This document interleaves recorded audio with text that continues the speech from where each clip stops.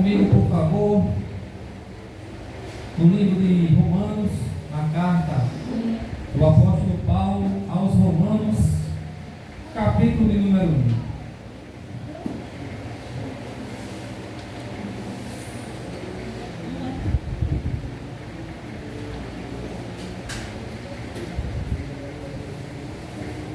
Eu relendo a Bíblia, li os 4 evangelhos. Confesso aos irmãos, quando cheguei à carta aos Romanos, passei o mês quase todo nessa carta, porque me alimentou tanto que eu fiquei o mês passado todo só lendo essa carta aos Romanos. E eu fiz estudo, pesquisei algumas fontes e cheguei a esta mensagem para a igreja. Vamos ler do versículo 1 ao 6 e depois iremos ler os versículos 16 e 17. Carta aos Romanos. Todos encontraram, meus queridos e amados irmãos? Amém. Para que leiamos juntos. Carta aos Romanos, capítulo de número 1, versículo do 1 em diante. No título está escrito assim: a boa notícia para todos. Do versículo 1 em diante está escrito assim: eu, Paulo, servo de Cristo Jesus, escrevo esta carta. Deus me chamou e me separou para ser apóstolo, a fim de que eu anuncie a boa notícia do Evangelho de Deus. Há muito tempo essa boa notícia foi prometida por Deus por meio dos seus profetas e escrita nas Escrituras Sagradas. Ela fala a respeito do Filho de Deus, o nosso Senhor Jesus Cristo, o qual, como ser humano, foi descendente do rei Davi. E quanto à sua santidade divina, a sua ressurreição provou com grande poder que ele é o Filho de Deus. Por meio de Cristo, Deus me deu a honra de ser apóstolo no serviço de Cristo, para levar pessoas de todas as nações a crerem em Cristo e a serem obedientes a Ele. Entre estas pessoas estão vocês que moram em Roma, entre estas pessoas estão vocês que moram em Ceará Mirim, a quem Deus tem chamado para pertencerem a Jesus Cristo. Versículo 16. No título aqui está o poder do Evangelho. Está escrito assim, 16 em diante: eu não me envergonho do Evangelho, pois ele é o poder de Deus para salvar todos os que creem, primeiro os judeus e também os não-judeus, pois o Evangelho mostra como é que Deus nos aceita. É por meio da fé, do começo ao fim. Como dizem as Escrituras Sagradas, viverá aquele que por meio da fé for aceito por Deus. Glória a Deus. Meus queridos e amados irmãos, o tema dessa mensagem é: eu não me envergonho do Evangelho. Eu quero aqui que nesta noite nós saiamos daqui conscientizados da nossa responsabilidade e também sabendo o que é Evangelho. A carta que li a vocês, a carta aos Romanos, a igreja em Roma, como foi que esta igreja em Roma foi fundada?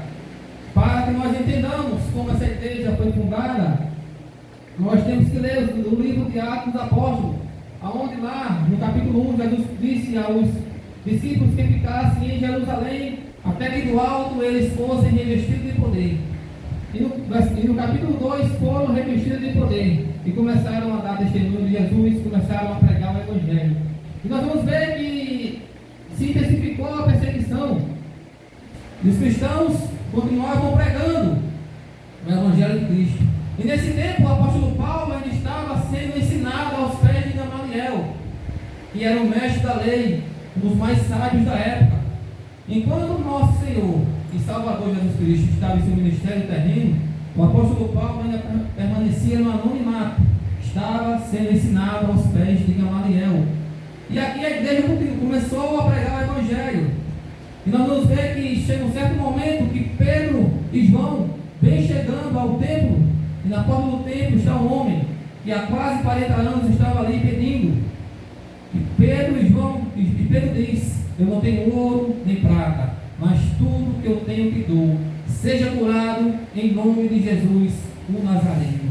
E aquele homem foi curado, e a notícia chegou até os líderes religiosos, a notícia chegou às pessoas que estavam dentro do templo. Aquele homem estava ali há muitos anos e não foi curado, mas pelo poder do Senhor Jesus ele foi curado. E por isso levaram Pedro e João para dentro do templo e disseram a ele que não pregassem mais este nome, em nome de Jesus. Deram uma surra neles e mandaram que fossem embora. E a Bíblia diz que eles não chegaram nem a chegar em casa, continuaram pregando o Evangelho. E eles viram e não pararam a igreja. E nós vamos ver que eles vão e levantam o jovem Saulo, que tinha sido treinado, que tinha sido ensinado nos pés de Gamaliel, para acabar com essa seita, segundo a visão dele. E Paulo começa então ali a ser um perseguidor da igreja. Nós vamos ver que ele, lá em Atos capítulo 7, ele consente na morte de Estevão.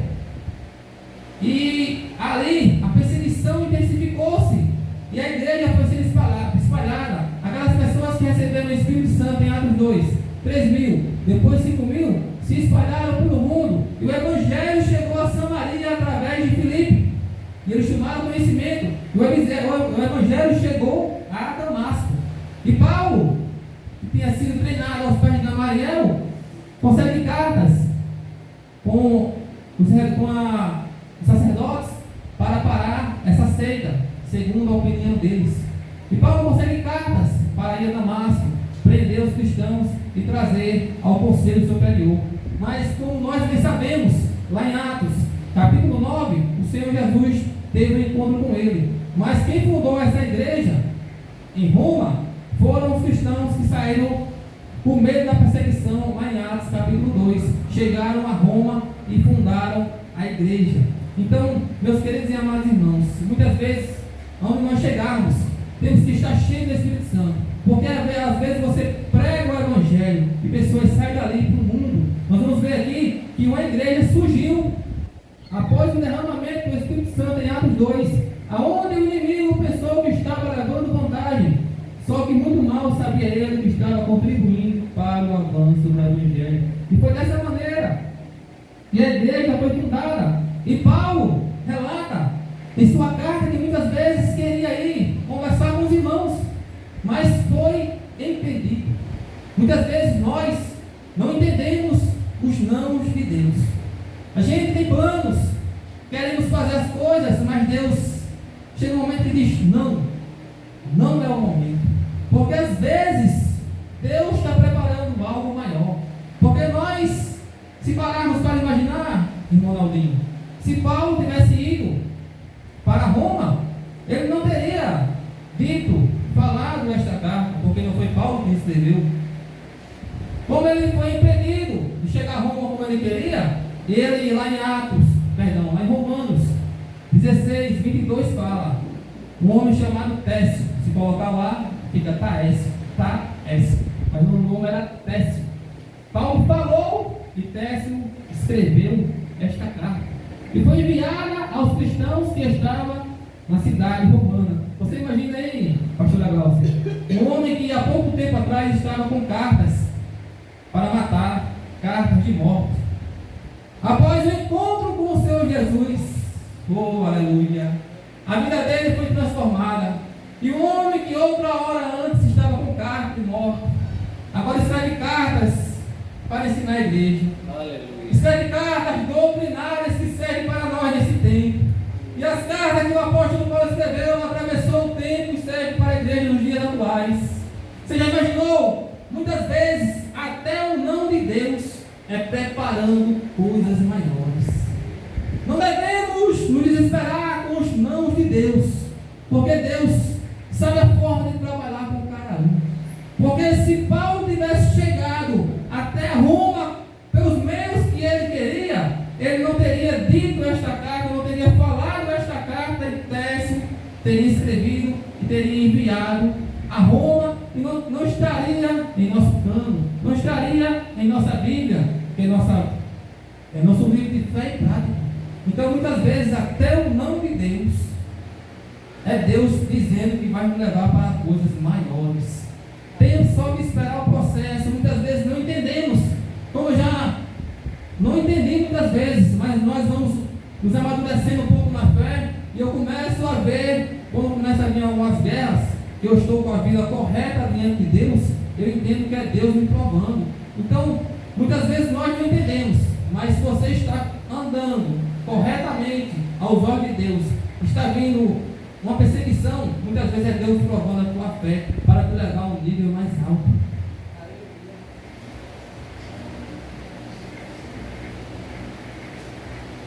E Paulo, irmã Jamile, inicia a carta aqui já falando, Paulo, vamos ver aqui o versículo 1 que fala, eu, Paulo, servo de Cristo, escrevo esta carta. Deus me chamou e me separou para ser apóstolo. O que eu vejo aqui é que Paulo, mesmo sendo quem era, um homem conhecedor da lei, falava mais de um idioma, era poliglota, tinha dupla cidadania, tanto hebreu como romano. Mostra aqui a sua humildade, porque ele poderia muito bem iniciar a carta e dizer: eu, Paulo, apóstolo de Cristo, missionário, abre igreja no mundo todo, mas ele dizia: eu, servo de Cristo. Nós aprendemos aqui que dá para ter humildade. E ele também não para aqui, ele fala que Deus chamou ele para ser apóstolo. Ele também mostra a autoridade. Então dá para ser humilde e ter autoridade. Dá para ser humilde e ter autoridade. Para que exemplo melhor de autoridade e humildade do que o nosso Senhor Jesus? Se eu for falar aqui, não termino essa mensagem hoje, mas eu vou citar aqui pelos dois exemplos do nosso Senhor. Lá em João, capítulo 13, versículos do 13 ao 15, ele lava os pés dos discípulos. Para que prova maior de humildade do que essa? E provas de autoridade, se eu for falar aqui, vento, aquieta-te, até a natureza obedece ao Criador. E ele já ressurreto lá em Mateus capítulo 28, ele diz: a mim foi dada toda a autoridade. Portanto, vão e preguem o Evangelho. Então, para que prova maior de humildade e autoridade do que o nosso Senhor e Salvador Jesus Cristo? Não confunda humildade com ser pobre ou ser besta. Porque tem pessoas que pensam: não, para eu ser humilde eu não vou ter nada. Vou ter uma casinha velha, vou ter um carrinho velho, vou andar. Não confunda humildade com pobreza ou ser besta.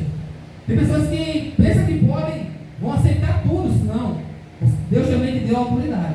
E nós vamos ver aqui, Paulo inicia a carta falando que é servo, mas no mesmo versículo ele fala que foi chamado para ser apóstolo. Não confunda. Agora também não confunda a autoridade com soberba e ignorância e arrogância. Porque tem pessoas que às vezes nós vemos que não tem uma condição financeira, mas ela tem espírito de soberba, espírito de arrogância, mesmo sem ter nada. Nós vemos pessoas que têm condição financeira, que eu conheço, pessoas humildes, que quando eu andava na bagaceira, sentava do meu lado no barzinho, tomava cachaça comigo. Mas a pessoa tinha condição financeira, mas aquilo não subia a cabeça dela. Ela sentava com todo mundo, andava com todo mundo. Onde tem pessoas que eu conheço que não têm uma condição financeira que essas pessoas têm, mas são soberbas, são arrogantes, e Deus resiste aos soberbos. Devemos aprender com o nosso Senhor Jesus Cristo. Devemos aprender a ter humildade e ao mesmo tempo autoridade. Porque Paulo aqui inicia a carta falando: eu, Paulo, servo de Cristo, escrevo esta carta. Deus me chamou e me separou para ser apóstolo. E quando foi que Deus chamou o apóstolo Paulo? Já falei aqui nessa pregação. Lá em Atos capítulo 9, quando ele está indo a caminho de Damasco. Ali é o momento que Deus chama o apóstolo Paulo. É o momento que Cristo ter encontro com ele. E ele cai do animal e diz: Senhor, quem é Senhor? E Cristo vai e fala: sou eu, Jesus Cristo. E naquele momento, ele entra na cidade de Damasco, fica lá 3 dias sem comer, só jejuando. E Deus fala com o seu profeta Ananias. Imagina aí, irmão Paulo, imagina aí, Marci Edson, você com essa missão, dizer assim: Marci Edson, tem um cara ali que está vindo matando crente aí, está doidado, está vindo com o cara para pegar a gente aqui e levar para o conselho superior ali. Vai lá na casa daquele cara lá e ora por ele. Poderia falar o quê? Vai, Wesley, né? E Ananias, cheio do Espírito Santo, não pensou igual eu falei aqui. Ele foi, vai, Ananias, o Senhor falou na rua chamada à direita, e lá tem um homem chamado Saulo. Ele falou Saulo, Saulo? É esse aí que está perseguindo os cristãos? É esse aí mesmo. Pois para mim, ele é um vaso escolhido. Este é o poder do Evangelho. Então, meus queridos e amados irmãos, primeiramente, Deus chama, salva e depois separa para uma obra específica.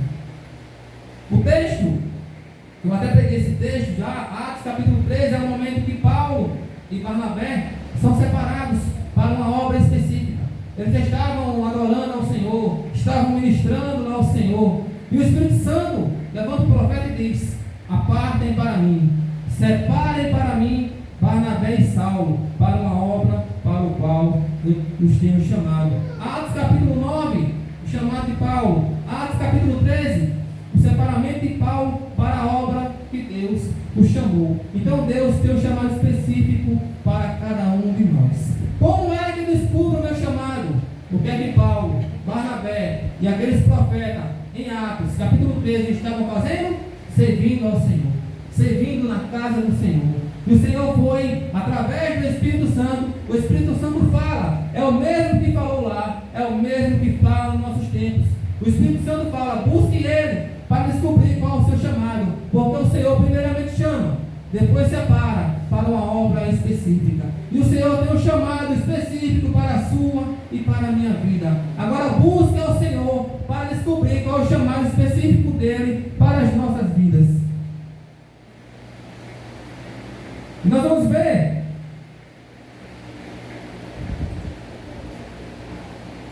que Deus separou Paulo. Deus separou Paulo para quê? Deus separou Paulo para quê? Para pregar o Evangelho. Nós todos, isso aprendi com o pastor um dia desse, ele aprendeu com outro irmão também. Nós todos temos um chamado. Está em nós obedecer ou não. Porque Cristo falou: ide por todo mundo e pregai o Evangelho. Para nós pregarmos o Evangelho, ao qual Paulo foi chamado, ao qual nós fomos chamados também, não é obrigado a ter um conhecimento profundo da Bíblia, não. Mas também não estou aqui dizendo para você não ler a Bíblia. Nós temos a liberdade religiosa, leia a Bíblia. Mas muitas vezes, só em uma palavra que você fala, a vida daquela pessoa é transformada. Porque nós somos, muitas vezes não é só nós. Tem que ter o poder do Espírito Santo, porque Cristo falou que sem Ele nada poderíamos fazer. Então, fala de Jesus. Quase todo dia eu falo de Jesus. É raro ter um dia que eu não falo de Jesus para alguém. Quando eu pego a oportunidade, eu falo de Jesus. Minha esposa também está do mesmo jeito. Quando ela pega a oportunidade, fala de Jesus. Então, todos nós devemos pregar o Evangelho. Não basta ter um conhecimento profundo. Ei, Jesus quer te salvar. Deus tem um propósito na tua vida. Deus tem um plano na tua vida. Eu peguei uma viagem lá no Barretão com um cliente e ele vinha. O pessoal tem esse costume de falar, né? Eu vou criar vergonha na cara. Aí eu fiquei perguntando: onde é que cria vergonha? Olha que vende vergonha. Eu vou criar, eu fiquei: por quê? E ele falando: por quê? Não, porque ontem eu passei ali, o cara me chamou, disse que eu tomei uma cana grande e estava dando em cima da mulher dele. Eu fiquei: deixa ele falar. Eu fui falando: e agora você vai fazer o que com isso? E ele: não, agora eu vou beber só em casa.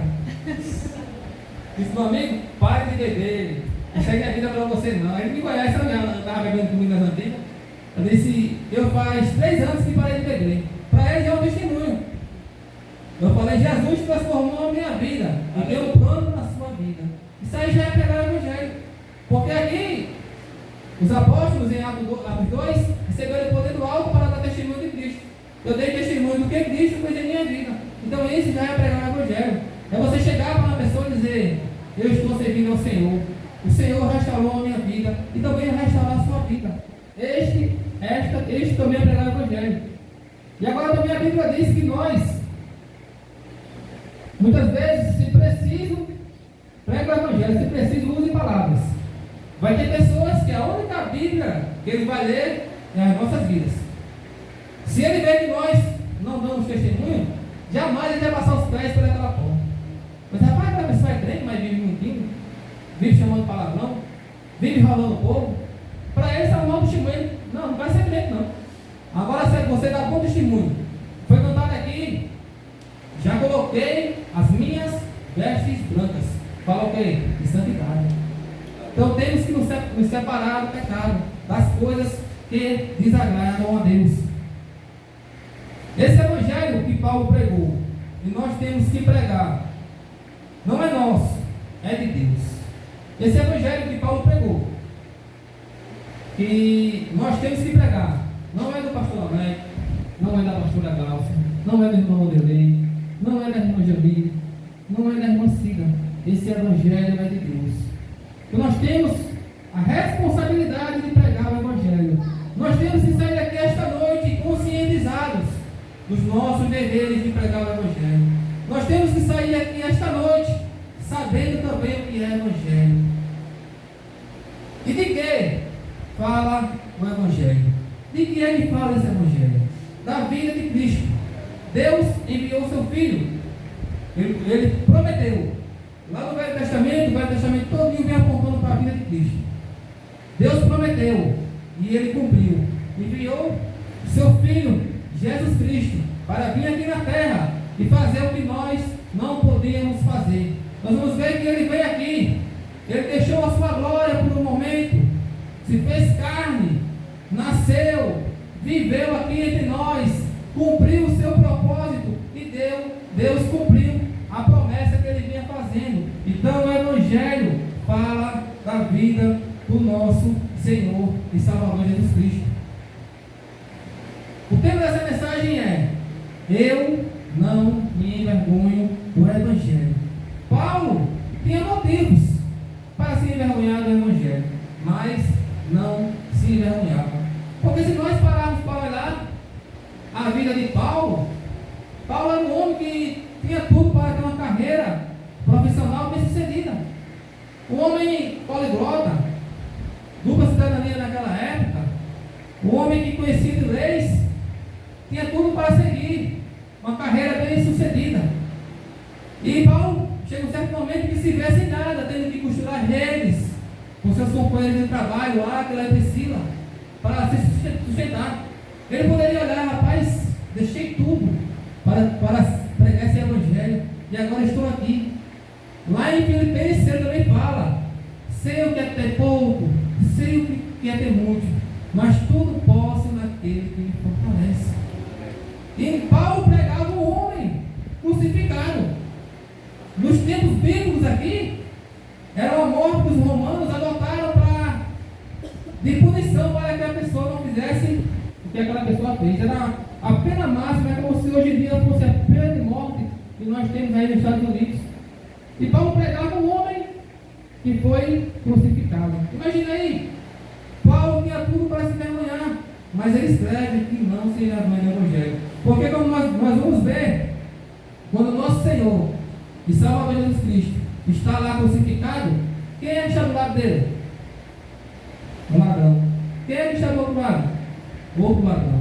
Então, eram pessoas desse tipo que eram crucificadas. Então, você imagina Paulo chegando nas cidades: ei, meu Senhor foi crucificado. A pessoa já? Mas só que como Paulo impunha as mãos, através do poder do Espírito Santo, cego via, coxo andava, mudo falava, e as pessoas viam que aquele Senhor que foi crucificado para pagar o seu e o meu pecado tinha ressuscitado e tinha poder para mudar vidas. Mas Paulo diz que não se se envergonham do Evangelho. Nós vamos ver que, lá em Mateus capítulo 26, vamos ver que Pedro, ainda antes de estar cheio do Espírito Santo, ele negou o nosso Senhor e Salvador Jesus Cristo. Mas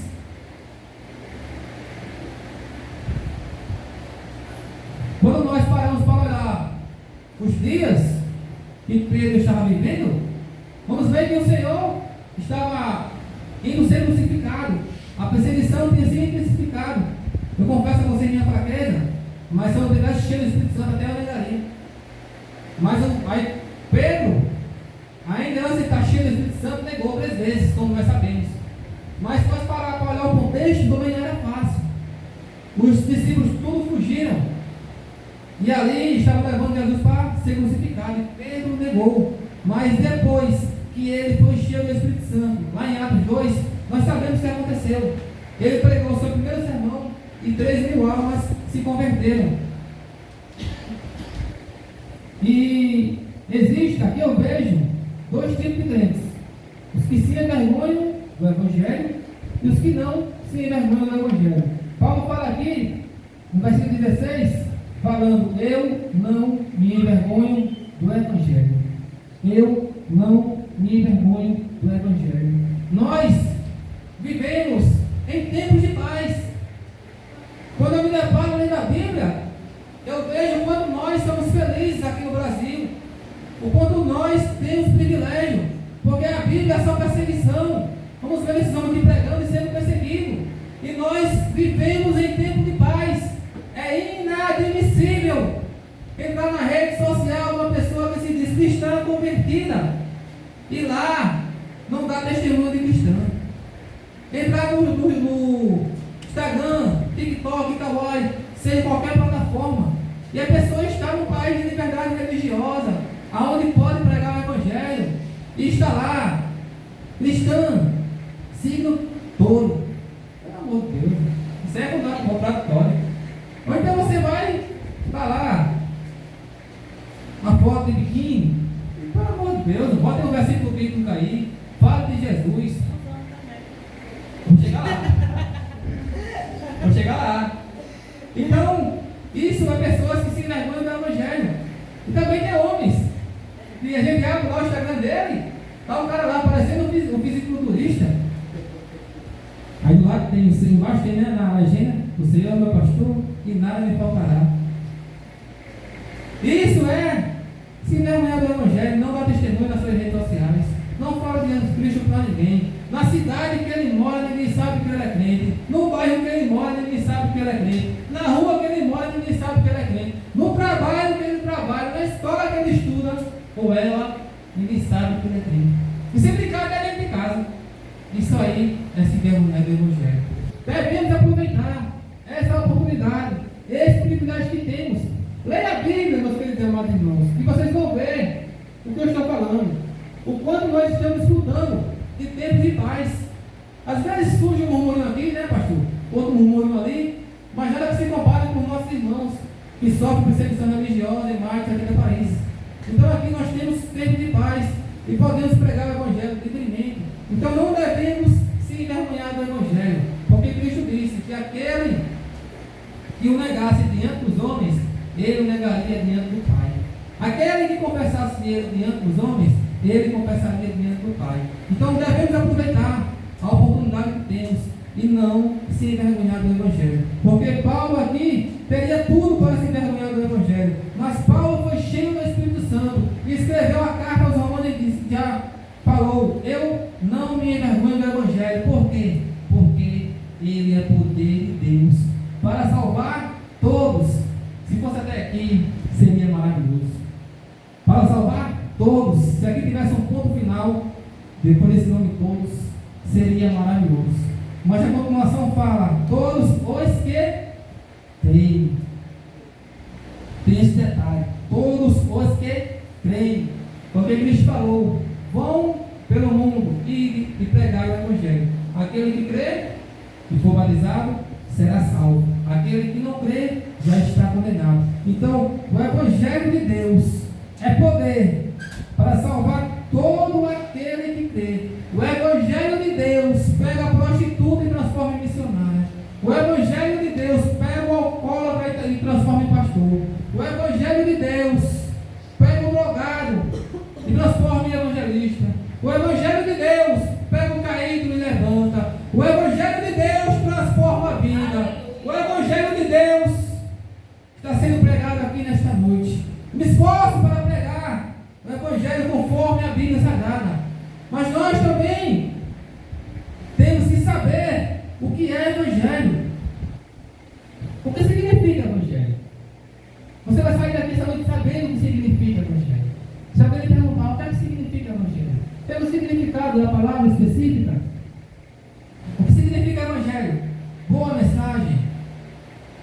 notícia ou boas novas. O Evangelho, a boa notícia da salvação em Cristo. O que não é Evangelho? Evangelho da prosperidade. Mas muita calma nessa hora. Porque a gente aqui pode entrar em dois extremos. A gente aqui, mas também não pega o Evangelho da pobreza. Eu pego o Evangelho de Cristo, que veio aqui e morreu para que nós tivéssemos direito à salvação. Se ele quiser enriquecer alguém, beleza. Mas não caia nessa de venda seu carro, venda sua moto, que Deus vai me dar em dobro. Isso aí são mercenários da fé. Porque esse Evangelho eu não vejo na Bíblia. Eu vejo o Evangelho que diz aqui, ó, no versículo 16. Eu não me envergonho do Evangelho, pois ele é o poder de Deus para salvar todos os que creem. O Evangelho de Deus é poder de Deus para salvar todos os que creem. Aí se nós não lemos a Bíblia, vamos achar que prosperidade só em busca de bens materiais é Evangelho. Não de uma vez a outra só para pegar uma palavra e para te incentivar a buscar algo. Mas isso não foi a proposta para que Cristo veio aqui. Cristo veio aqui para que nós tivéssemos o privilégio de ter a salvação. E também o que não é Evangelho? É o Evangelho da hipergraça. É a teologia da hipergraça. Aonde nós fomos salvos. Não importa o que você fez no verão passado. Tudo foi perdoado. Você aceitou Cristo? Pode continuar a sua vida aí. Vá. Quem tem duas mulheres, continue com duas mulheres. Quem minta, continue mentindo. Não. Esse não é o Evangelho. O Evangelho de Cristo. Permita-me aqui fazer uma comparação. Vou usar aqui dois personagens. João e Filipe. João é o pai de Filipe. Filipe fumou a vida todinha. Adquiriu câncer através da vida que ele levou fumando. E João, seu pai, conseguiu pagar o seu tratamento. O filho foi curado, ficou novo em fúria. Agora ele está livre para fazer o que quiser. Mesmo assim, Cristo fez com a nossa vida. Cristo pagou os nossos pecados. Nós somos libertos da escravidão do pecado. Essa teologia da hipergraça é uma teologia de Satanás. Nós temos que andar em santidade, porque Cristo pagou os nossos pecados naquela cruz. Mas não é para nós andarmos pecando continuamente. É para nós andarmos em novidade de vida. Porque a Bíblia diz, lá em 2 Coríntios, esse versículo foi o versículo que mudou a minha vida. Quem está unido com Cristo? Nova criatura é. As coisas velhas já passaram e tudo se fez novo. Cristo pagou os nossos pecados. E automaticamente, quando nós cremos com o coração para a justiça e confessamos com a boca que Cristo é o Senhor e Salvador, o Espírito Santo vem morar aqui dentro da gente. E nós recebemos reforço espiritual para lutar contra as tentativas de Satanás de nos levar ao pecado. Mas claro que ninguém é super crente que não erre. Enquanto nós estivermos neste corpo corruptível, estamos sujeitos à falha. Mas devemos lutar contra os impulsos da carne. Se errarmos, peça perdão. Se cair, não fique prostrado, se levante. Mas faça tudo para andar em santidade. Porque a Bíblia diz que aquele que não andar em santidade não verá Deus. É mais ou menos assim que eu vou dar um plano. Aquele que não andar em santidade não verá Deus. Nosso Deus é santo, nos chamou para ser santo. Santo é separado do pecado, das coisas que desagradam a Deus. Outra coisa que não é Evangelho é venha como está e permaneça como está. Isso aí é muito bom. Por isso que muitas vezes um abençoado aí foi consagrado agora para apóstolo. Pastor, ele foi pregar, pastor. Não sei nem quando era aquilo. Parecia formiga, rua de gente. Gente demais. Porque o cara só fala o que você quer ouvir. É regador que você quer. É você chegar no culto lá, você nem quer você, já lhe consagra. Do nada, você disse que Deus mandou. Aí as pessoas querem ver isso. Você agora é missionária. Você agora é apóstolo. Aí você vai na igreja enche. Mas quando prega o verdadeiro evangelho, atrai muito pouco. Mas devemos permanecer no evangelho genuíno, no evangelho pregando a vida Senhor e Salvador Jesus Cristo, como Ele ensinou. Não devemos distorcer a palavra, devemos nos esforçar para pregar o verdadeiro Evangelho. E nós devemos sair daqui esta noite, com isso em nossas mentes, sabendo o que é Evangelho. Se alguém perguntar para você esta noite, o que é Evangelho? Vou perguntar para vocês, o que é Evangelho? Boas novas. Boas novas da salvação em Cristo. Não é boas novas que você vai virar cristão e vai irritar, ficar milionário. Não é boas novas que você agora aceitou Cristo, está perdoado, pode fazer o que quiser, não. É boas novas da salvação em Cristo. Então, meus queridos e amados irmãos, só recapitulando, para encaminhar para encerrar. Dá para ser humilde e ter autoridade. Primeiro, Deus chama e salva, e depois separa para uma obra específica. Agora, é a nossa vez de pregar esse Evangelho. E que Evangelho é esse? É a boa notícia da salvação em Cristo Jesus. Meus queridos e amados irmãos, devemos sair daqui esta noite conscientizados da nossa responsabilidade.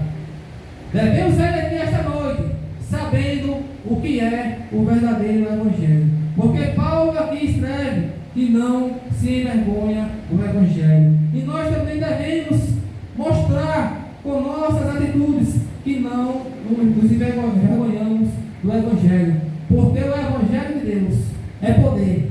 O Evangelho de Deus é poder. O Evangelho de Deus é poder para salvar todo aquele que crê. Glória a Deus. Encerro por aqui essa mensagem. Por favor, fiquem de pé. Vou encerrar aqui. Vou colocar a música no barco.